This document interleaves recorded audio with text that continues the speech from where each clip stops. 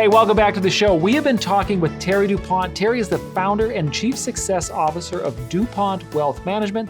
Terry is also the managing director of Redwood Tax Specialists. He is a man who has been around the block. He knows the financial world. He knows the tax world.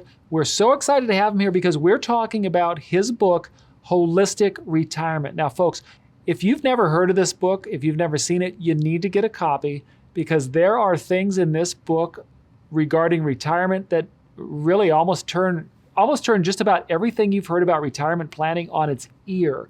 So Terry, thanks for doing this book. It is fantastic.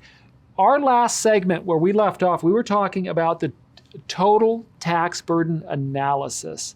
Tell me just a little bit more. If somebody was just popping in right now, total tax burden analysis, what is it?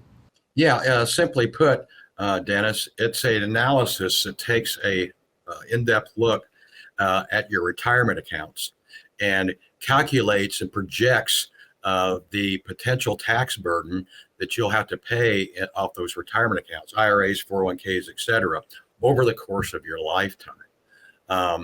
And we provide that at no cost.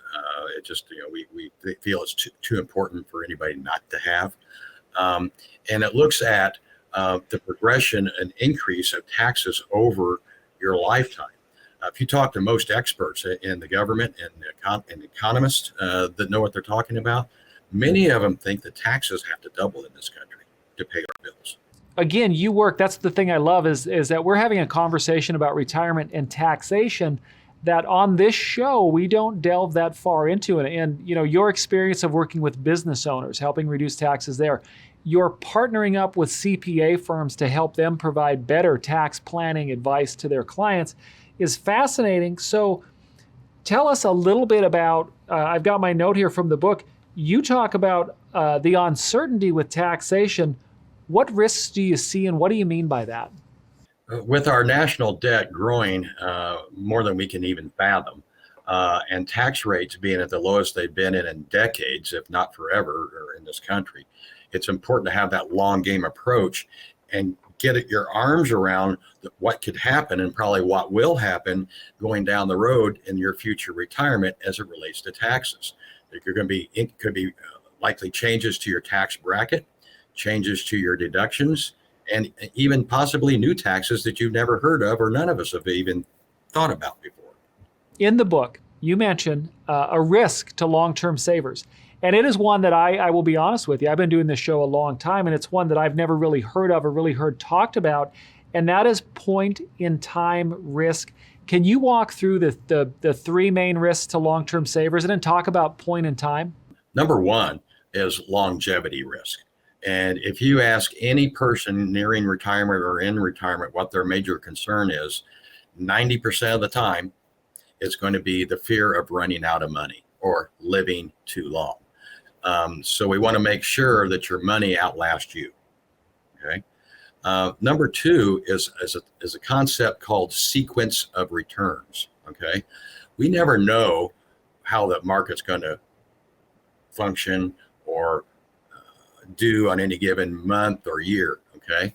And the last thing that you want to do is, and we've had down years, multiple down years, back to back to back in our history. We had a 2000 through 2002.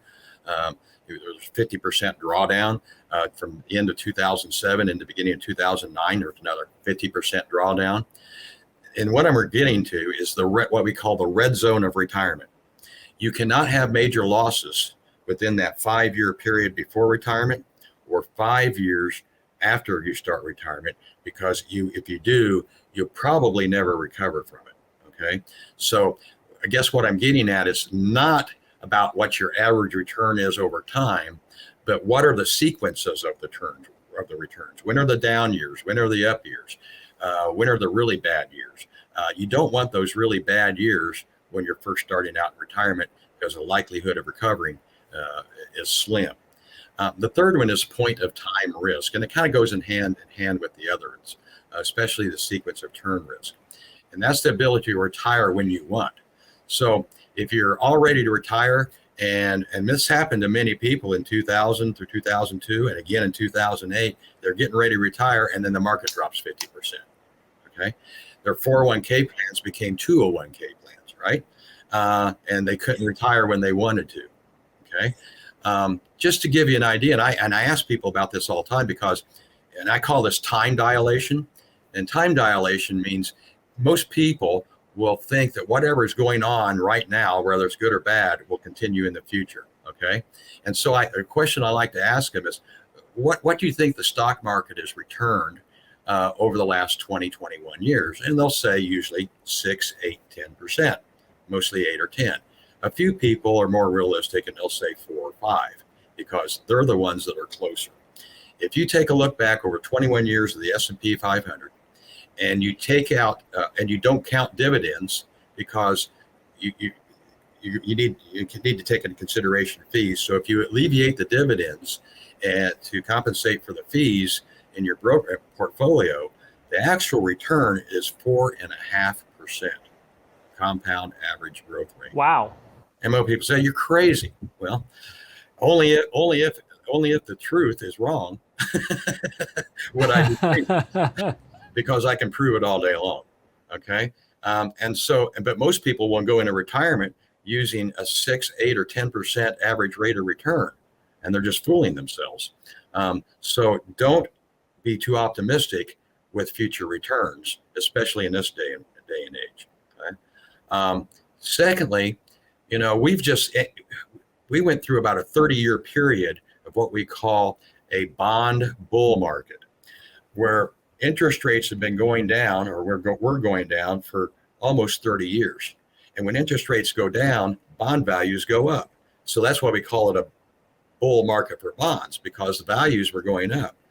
For the last several years, we've been at near zero interest rates. And now, as we've heard, the Feds are going to start increasing their rates in 2022 to offset inflation and to try to bring some normalcy back to the markets, right? Well, that will be considered a bear market in bonds, because even though rates are going up, when rates go up, bond values go down. Okay. So for the next 20 or 30 years or longer, because the Feds need to keep interest rates low so we can even come close to paying the interest on our debt. Okay. Let alone paying it down. So bonds are not going to be your risk aversion tool like they have been in the past. Now, Terry, I've got to stop you right here. We have to take a break. I got sponsors that want to say a few words, but folks, we're going to come back. And we just walked through those 3 risks to long-term savers. Terry just laid them out. When we come back after the commercial, I'm going to ask Terry what we can do about it to protect our retirement. So you do not want to miss that answer. We'll see you on the other side of the break.